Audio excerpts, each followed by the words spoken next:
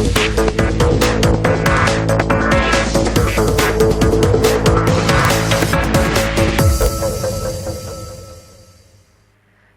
High নিউজে সকলকে স্বাগত। সঙ্গে রয়েছে আমি ঋতু। শুরু করছি স্পোর্টস টুডে, আর শুরুতেই দেখে নেব আজকের হেডলাইন্স। দিন দশেক পর থেকে ঘরের মাঠে নিউজিল্যান্ড সিরিজ শুরু। শনিবার খুব সম্ভবত সেই সিরিজের জন্য দল ঘোষণা করে দেওয়া হবে। দল নির্বাচনী বৈঠকের আগে সবচেয়ে বেশি চর্চা চলছে দুজনকে ঘিরে, ঋষভ পান্ত আর মোহাম্মদ শামি।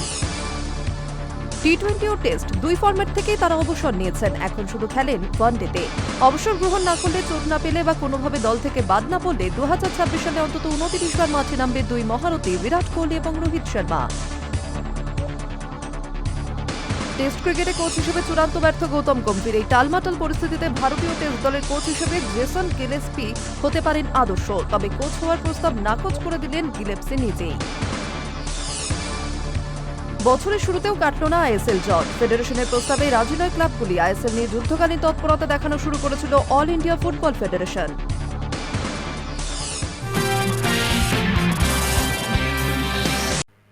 দিন দশেক পর থেকে ঘরের মাঠে নিউজিল্যান্ড সিরিজ শুরু। শনিবার খুব সম্ভবত সেই সিরিজের জন্য দল ঘোষণা করে দেওয়া হবে। দল নির্বাচনী বৈঠকের আগে সবচেয়ে বেশি চর্চা চলছে দুজনকে ঘিরে, ঋষভ পান্ত আর মোহাম্মদ শামি।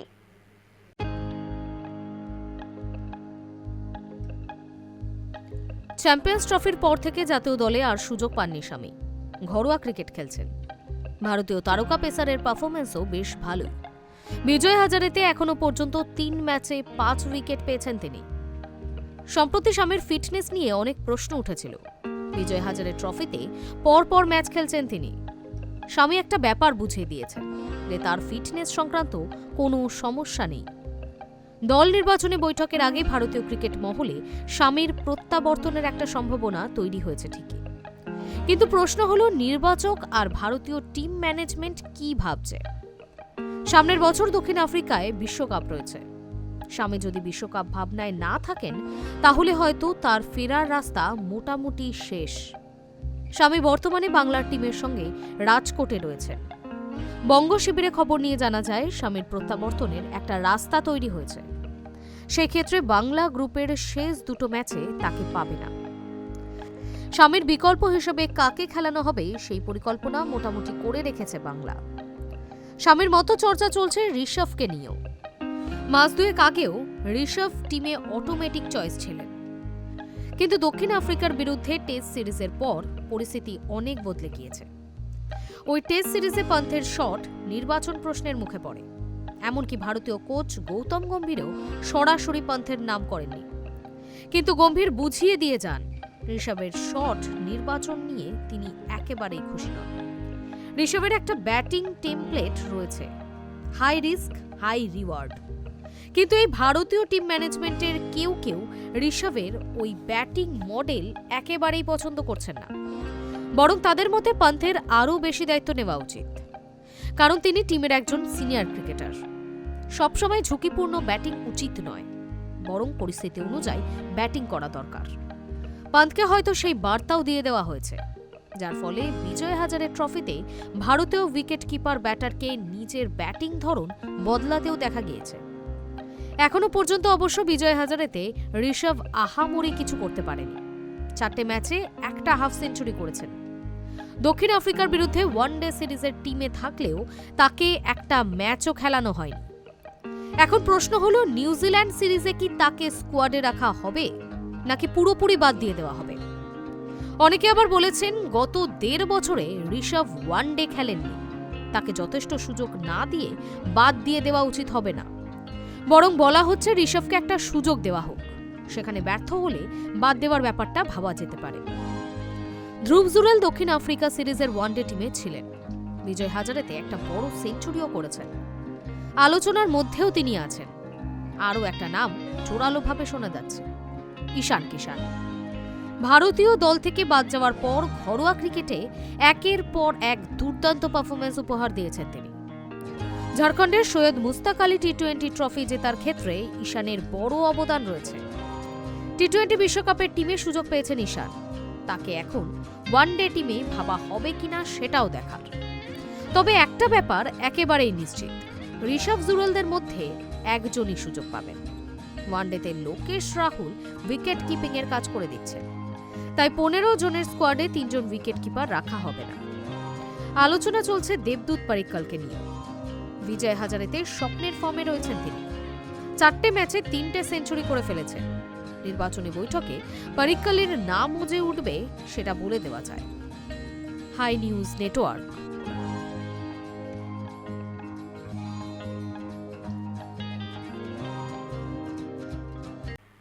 টি-20 ও টেস্ট দুই ফরম্যাট থেকেই তারা অবসর নিয়েছেন, এখন শুধু খেলেন ওয়ানডেতে। ফলে ভারতীয় ক্রিকেটের এই দুই মহারথী বিরাট কোহলি এবং রোহিত শর্মাকে খুব বেশি খেলতে দেখার সুযোগ পান না ভারতীয় ক্রিকেট প্রেমীরা। হিসাব বলছে, অবসর গ্রহণ না করলে, চোট না পেলে বা কোনোভাবে দল থেকে বাদ না পড়লে 2026 সালে অন্তত 29 বার মাঠে নামবেন এই দুই মহারথী। টি-20 ও টেস্ট দুই ফরম্যাট থেকেই তারা অবসর নিয়েছেন, এখন শুধু খেলেন ওয়ানডেতে। সমস্যা হলো, এই ওয়ানডে ফরম্যাটটি ইদানিং আর বেশি খেলা হয় না, যার ফলে ভারতীয় ক্রিকেটের দুই মহারথী বিরাট কোহলি এবং রোহিত শর্মাকে খুব বেশি খেলতে দেখার সুযোগ পান না ভারতীয় ক্রিকেট প্রেমীরা। 2026 সালেও তাদের মাঠে নেমে খেলতে দেখা যাবে হাতে গোনা কয়েকটি ম্যাচে।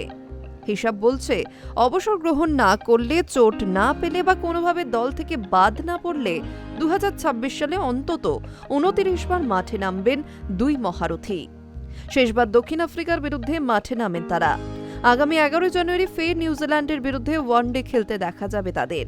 তারপর টি-20 বিশ্বকাপ চলাকালীন তারা মাঠের বাইরেই থাকবেন। মার্চ থেকে শুরু আইপিএল, সেখানে রোহিত শর্মা এবং বিরাট কোহলি দুজনেরই অন্তত 14টি ম্যাচ খেলার কথা। দেশের হয়ে ফের তাদের খেলতে দেখা যাবে জুনে। ঘরের মাঠে আফগানিস্তানের বিরুদ্ধে 3টি একদিনের ম্যাচ খেলবে ভারত। জুলাই মাসেই ইংল্যান্ড সফরে যাবে ভারতীয় দল, সেখানেও 3টি ওয়ানডে খেলার কথা। এরপর বছর শেষে ঘরের মাঠে জোড়া সিরিজ রয়েছে ভারতের। ওয়েস্ট ইন্ডিজ এবং নিউজিল্যান্ডের বিরুদ্ধে 3টি করে ওয়ানডে খেলার কথা দুই মহাতারকার, যদি না চোট বা অন্য কোনো কারণে ছিটকে যান বা বিশ্রাম দেওয়া হয়। সব মিলিয়ে 2026 সালে 15টি ওয়ানডে খেলার কথা ভারতের, অর্থাৎ জাতীয় দলের জার্সিতে 15 বারই নামবেন দুই মহারথী। এর বাইরে অন্তত 14টি ম্যাচ আইপিএলে খেলার কথা রয়েছে তাদের। মুম্বাই বা রয়্যাল চ্যালেঞ্জার্স বেঙ্গালুরু যদি নকআউটে ওঠে, তাহলে সেই সংখ্যাটা আরও বাড়তে পারে। সব মিলিয়ে নিশ্চিতভাবে 29 বার মাঠে নামার কথা তাদের। এর বাইরে আইপিএল নকআউটে খেলা বা বিজয় হাজারেতে নামলে ম্যাচের সংখ্যা বাড়তে পারে। এখন আবার বিসিসিআই আন্তর্জাতিক ক্রিকেটারদের ঘরোয়া ক্রিকেট খেলাটাকে এক প্রকার বাধ্যতামূলক করে দিয়েছে, ফলে রোকোকেও ঘরোয়া ক্রিকেটে নামতে হবে। High news network.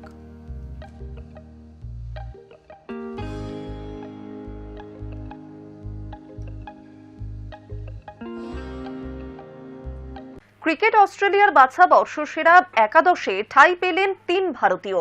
দ্বাদশ ব্যক্তি হিসেবে জায়গা পেয়েছেন রবীন্দ্র জাদেজা। তবে দুই মহাতারকা বিরাট কোহলি এবং রোহিত শর্মার জায়গা হয়নি, সেটা অবশ্য প্রত্যাশিতই ছিল।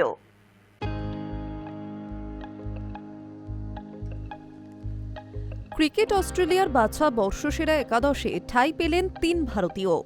দ্বাদশ ব্যক্তি হিসেবে জায়গা পেয়েছেন রবীন্দ্র জাদেজা। তবে দুই মহাতারকা বিরাট কোহলি ও রোহিত শর্মার জায়গা হয়নি, সেটা অবশ্য প্রত্যাশিতই ছিল। দুই মহাতারকা বছরের শুরুতেই বর্ডার গাভাস্কর ট্রফিতে ব্যর্থ হন, তারপরই অবসর ঘোষণা করে দেন। তবে বিরাট রোহিতরা জায়গা না পেলেও জায়গা পেয়ে গেলেন 3 ভারতীয় তারকা। ওপেনার হিসেবে দলে জায়গা পেয়েছেন লোকেশ রাহুল। 2025 সালে 19 ইনিংসে 813 রান করেন তিনি। 3টি সেঞ্চুরি, গড় 45-এর বেশি, সর্বোচ্চ 137। ইংল্যান্ড সিরিজে 532 রান করেন তিনি, যা গত 20 বছরে বিদেশি ওপেনারদের মধ্যে সর্বাধিক।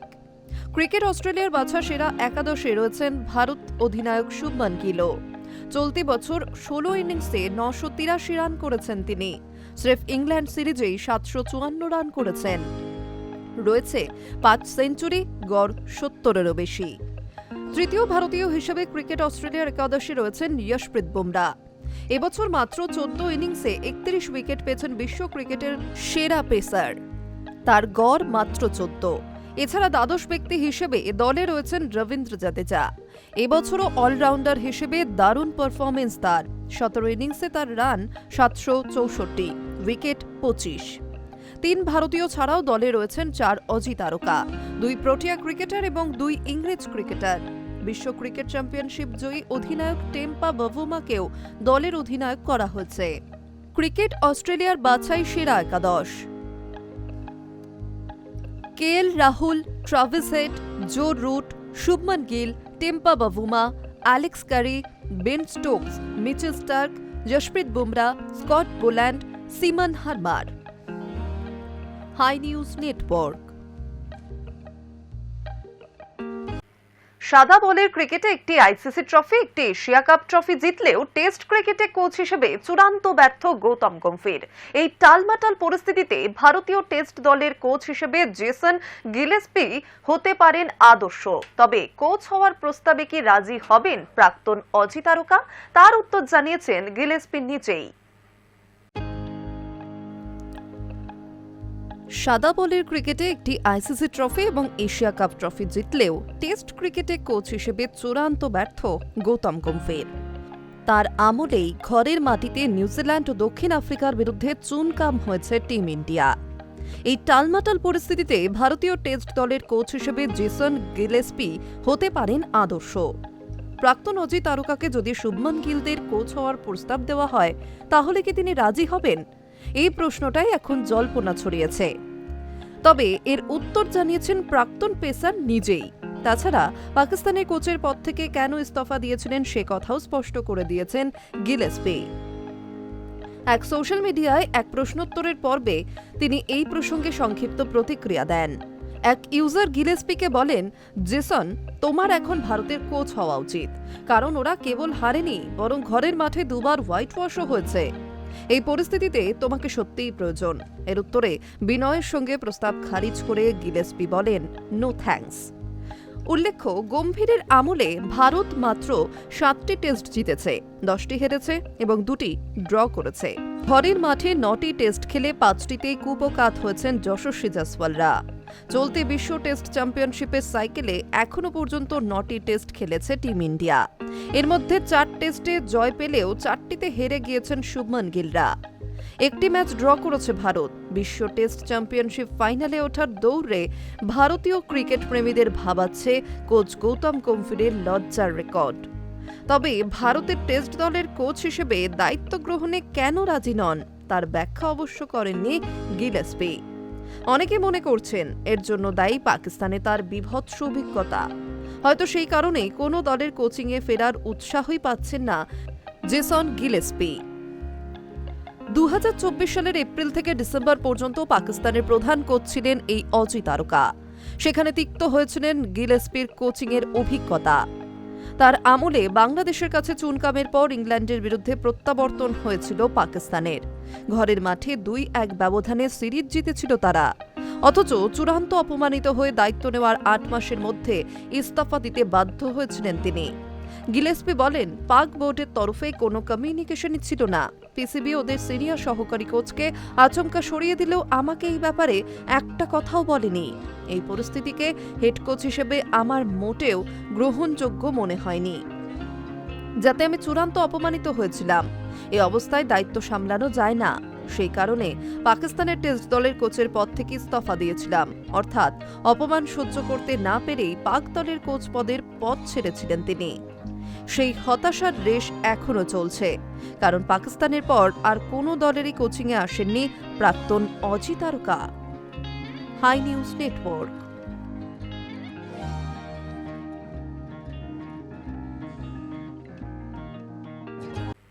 Cooper Connolly, Matthew Short, Matthew Kuhnemann, Xavier Bartlett, Mitchell মার্শের নেতৃত্বাধীন দলের বোলিং বিভাগ বড়ই অনভিজ্ঞ।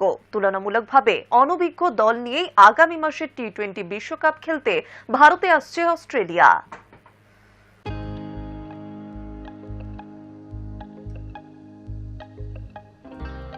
Cooper Connolly, Matthew Short, Matthew Kuhnemann, Xavier Bartlett তুলনামূলকভাবে অনভিজ্ঞ দল নিয়ে আগামী মাসে টি-20 বিশ্বকাপ খেলতে ভারতে আসছে অস্ট্রেলিয়া।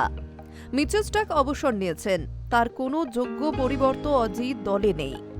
আবার প্যাট কামিন্স আদৌ খেলবেন কিনা সেটাও স্পষ্ট নয়। মিচেল মার্শের নেতৃত্বাধীন দলের বোলিং বিভাগ বড়ই অনভিজ্ঞ। প্যাট কামিন্সকে দলে রাখা হয়েছে বটে, তবে তিনি চোট নিয়ে অনিশ্চিত। মিচেল স্টার্ক অবসর নিয়েছেন, সেক্ষেত্রে পেস বিভাগে হ্যাজেলউড ভরসা। স্পিনারদের মধ্যে রয়েছেন জাম্পা, তবে বাকি বোলাররা সকলেই অনভিজ্ঞ। ব্যাটিং বিভাগে আগে বিশ্বকাপ খেলার অভিজ্ঞতা শুধু অধিনায়ক Marsh, Maxwell, Cameron Green, Tim ডেভিডের। জশ ইংলিশ ছাড়া দলে কোনো উইকেট রক্ষক নেই। দলে একাধিক স্পিনার, অধিকাংশ সকলেই পার্ট টাইমার এবং সেভাবে পরীক্ষিত নন। সচরাচর অজিরা বিশ্বকাপে অভিজ্ঞদের ওপরই ভরসা রাখে, তবে এবার ব্যতিক্রম। একদিন আগে আফগানিস্তানও বিশ্বকাপে দল ঘোষণা করেছে। টি-20 বিশ্বকাপে আফগানিস্তানকে নেতৃত্ব দিতে চলেছেন রশিদ খান। বুধবার বিশ্বকাপের জন্য 15 জনের দল ঘোষণা করল আফগানিস্তান। সেই স্কোয়াডের নেতা করা হয়েছে রশিদকে। দলে আছেন ফজল হক ফারুকি, মুজিব উর রহমান, গুলবাদিন নঈব, নবীন উল হকরা। বাংলাদেশের বিরুদ্ধে গত অক্টোবরে সাদা বলে সিরিজে আফগানিস্তান দলে জায়গা পাননি ফারুকি এবং নঈব, কিন্তু তাদের দুজনকে টি-20 বিশ্বকাপের দলে ডাকা হয়েছে। তবে মুজিবকে রাখতে গিয়ে মূল স্কোয়াডে রাখা সম্ভব হয়নি আল্লাহ গজনফরকে। আফগানিস্তানের রহস্য স্পিনারের ঠাঁই হয়েছে রিজার্ভ দলে। টি-20 ক্রিকেটে আফগানিস্তান যথেষ্ট শক্তিশালী টিম। গত টি-20 বিশ্বকাপে তারা সেমিফাইনাল পর্যন্ত পৌঁছেছিল, যা কিনা আইসিসি টুর্নামেন্টে এই পর্যন্ত তাদের সর্বোচ্চ যাত্রা। গত টি-20 বিশ্বকাপে সেমিফাইনালে ওঠার পথে আফগানিস্তান হারিয়েছিল নিউজিল্যান্ড, ওয়েস্ট ইন্ডিজ, অস্ট্রেলিয়া এবং বাংলাদেশকে। অস্ট্রেলিয়ার দল Mitchell Marsh, Xavier Bartlett, Cooper Connolly, Pat Cummins, Tim David, Cameron Green, Nathan Ellis, Josh Hazlewood, Travis Head, Josh Inglis, Matthew Kuhnemann, Glenn Maxwell, Matthew Short, Marcus Stoinis, Adam Zampa. Afghanistan দল রশিদ খান, ইব্রাহিম জদরান, রহমুল্লাহ গুরবাজ, মোহাম্মদ ইশহাক, সিদ্দিকুল্লাহ অটল, দরবেশ রসুলি, Shahidullah Kamal, Azmatullah Omarzai, Gulbadin Naib, Mohammad Nabi, Noor Ahmad, Mujeebur Rahman, Nabil ul Haq, Fazlul Haq, Fazalhaq Farooqi. High news network.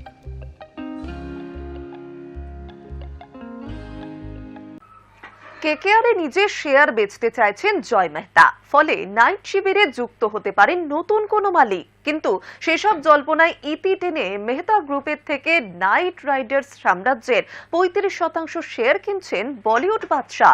ওই কেনাবেচার প্রক্রিয়া সম্পন্ন হলে কেকেআরে 90% শেয়ারই চলে আসবে এসআরকের হাতে। কেকেআরের বাদশা এখন তিনি। মেহতা গ্রুপের থেকে নাইট রাইডার্স সাম্রাজ্যের 35% শেয়ার কিনছেন বলিউড বাদশা। দিন কয়েক আগে থেকে জল্পনা ছিল কেকেআরে নিজের শেয়ার বেচতে চাইছেন জয় মেহতা। সেক্ষেত্রে মরশুম শুরুর আগেই নাইট শিবিরে যুক্ত হতে পারেন নতুন কোনো মালিক। কিন্তু সেসব জল্পনা ইতি টেনে শাহরুখ সিদ্ধান্ত নিয়েছেন তিনি নিজেই মেহতা গ্রুপের থেকে অতিরিক্ত শেয়ার কিনে নেবেন। কেনা বেচার প্রক্রিয়া সম্পন্ন হলে তবেই নাইট রাইডার্সের 90% শেয়ার চলে আসবে এসআরকের হাতে। কেকেআরের মালিকানা এই মুহূর্তে মূলত রয়েছে শাহরুখ খানের রেড চিলিজ এবং জুহি চাওলার জয় মেহতা মেহতা গ্রুপের হাতে। এর মধ্যে 55% শেয়ার নিয়ে দলের মূল মালিকানায় রয়েছেন কিং খানের সংস্থা। জুহি চাওলা জয় মেহতার হাতে রয়েছে 45% শেয়ার। জানা গিয়েছে তারা নিজেদের শেয়ারের সিংহভাগ বিক্রি করতে চাইছেন। আসলে যে সময় ওই দুই সংস্থা যৌথভাবে নাইটদের মালিকানা পায়, সেই সময়ের তুলনায় নাইটদের বর্তমান বাজার মূল্য অনেক বেশি। তাই মেহতা গ্রুপ মূলধন বাড়াতে নিজেদের শেয়ারের বেশিরভাগটা বিক্রি করতে চায়। তবে তৃতীয় কোনো সংস্থা নয়, ওই শেয়ার কিনছেন খোদ শাহরুখ খানই। নাইট ঘনিষ্ঠ সূত্র তেমনটাই বলছে। জানা গিয়েছে মেহতা গ্রুপের অধীনে থাকা 45% শেয়ারের মধ্যে 35%ই কিনে নিচ্ছেন শাহরুখ খান, যার ফলে তার হাতে মোট 90% শেয়ার চলে আসবে, যার বাজার মূল্য প্রায় 4000 কোটি টাকা। মেহতারা পুরোপুরি নাইটদের মালিকানা ছাড়ছে না। জুহি চাওলার হাতে থাকা 10% শেয়ার তিনি রেখে দিচ্ছেন, যদিও সেটা শাহরুখের তুলনায় নগণ্য, যার অর্থ এবার কেকেআরে কার্যত নিরঙ্কুশ হয়ে যাবেন এসআরকে। আইপিএলের অন্যতম সফল দল কেকেআর, 3 বারের চ্যাম্পিয়ন, 4 বারের ফাইনালিস্ট। তাছাড়া শাহরুখ খান এবং কলকাতার নাম যুক্ত থাকার জন্য আলাদা ব্র্যান্ড ভ্যালু আছে কেকেআরের। ভারতের বাইরে আরও 3 দেশের 3 ফ্র্যাঞ্চাইজিও এই সাম্রাজ্যে যুক্ত। রয়েছে 10,000 দর্শক আসন যুক্ত একটি ক্রিকেট একাডেমি। এই সাম্রাজ্যে এবার শুধুই চলবে বাদশাহী রাজ। High news network.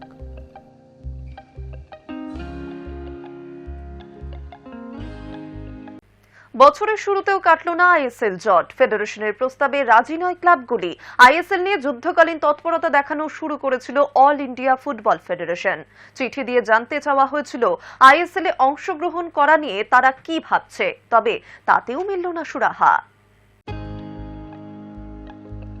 ঠিক কবে থেকে ভারতীয় ফুটবল মাঠে ফের বল গড়ানো সম্ভব হবে?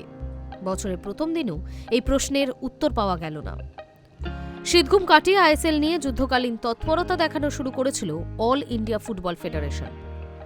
এআইএফএফ এর তরফে ক্লাবগুলিকে চিঠি দিয়ে জানতে চাওয়া হয়েছিল আইএসএল এ অংশগ্রহণ করা নিয়ে তারা কি ভাবছে, আদৌ ক্লাবগুলি অংশগ্রহণ করতে চায় কি না। ঘটনাচক্রে ফেডারেশনের প্রস্তাবে সম্মতি দিল না ক্লাবগুলি। 13টি ক্লাবের পক্ষ থেকে প্রতিনিধি হয়ে ফেডারেশনকে চিঠি পাঠিয়েছেন স্পোর্টিং ক্লাব দিল্লির সিইও ধ্রুব সুদ। চিঠিতে জানানো হয়েছে তারা খেলতে রাজি, কিন্তু কমার্শিয়াল পার্টনার ফাইনাল করতে হবে। ফি দিয়ে আইএসএল তারা খেলতে রাজি নয়। তাছাড়াও ফাইন্যান্সিয়াল ফিজিবিলিটি নিয়ে জানানোর কথা বলেছে। এআইএফএফ চাইলে 3রা জানুয়ারি ফের মিটিংয়ে বসতে রাজি তারা। আসলে পরিবর্তিত পরিস্থিতিতে একাধিক আইএসএল ক্লাব আদৌ আইএসএল এ অংশগ্রহণ করবে কিনা সেটা নিয়ে সংশয় ছিল আগে থেকেই।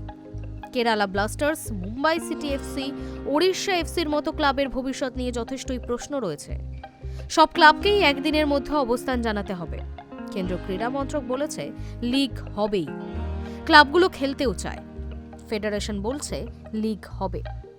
তবে মূল যে আর্থিক সমস্যা সেটার সমাধান এখনো অধরা। এই অবস্থাতেই ক্লাবগুলি বৃহস্পতিবার এই অবস্থান নিল। ফেডারেশনের 3 সদস্যের কমিটিকে আইএসএল এর ক্লাবগুলো প্রস্তাব দিয়েছিল কতগুলো ম্যাচ খেললে স্লট পাওয়া যাবে তা জানার জন্য এএফসিকে জিজ্ঞাসা করতে। সেই মতো এএফসির সঙ্গে যোগাযোগ করে ভারতীয় ফুটবল ফেডারেশন। এই মৌসুমের পরিস্থিতি বুঝিয়ে এএফসির কাছে জানতে চাওয়া হয় কটা ম্যাচ খেললে এএফসির স্লট পাওয়া সম্ভব হবে। এএফসির কর্তারা জানিয়ে দেয় ভারতীয় ফুটবল ফেডারেশন কটা ম্যাচ কি ফরম্যাটে করতে চাইছে তা জানিয়ে সরকারিভাবে চিঠি পাঠাতে। এই পরিস্থিতিতে মোহনবাগান, ইস্টবেঙ্গল, মহামেডান সহ 13টি ক্লাব একজোট হয়ে ফেডারেশনকে কড়া চিঠি পাঠালো। ক্লাবগুলির চিঠিতে বিভিন্ন বিষয় আলোকপাত করেছে। প্রথমত, লিগের কমার্শিয়াল রাইটস কার হাতে থাকবে তা চূড়ান্ত না হওয়া পর্যন্ত সম্মতি দিতে রাজি নয় ক্লাবগুলি। লিগের ম্যাচ কারা দেখাবে সেটাও চূড়ান্ত নয়। এমনিতে যা পরিস্থিতি তাতে লিগ আয়োজনের জন্য প্রত্যেক দলকে অতিরিক্ত 6 থেকে 7 কোটি টাকা খরচ করতে হতে পারে, যা খরচ করতে নারাজ আইএসএল ক্লাবগুলি। সেই কারণেই নতুন বছরের শুরুতেও ফেডারেশনের দপ্তরে সম্মতিপত্র পাঠালো না ক্লাবগুলি। ফলে বছর গড়িয়ে গেলেও লিগ নিয়ে অনিশ্চয়তা কাটল না। High news network.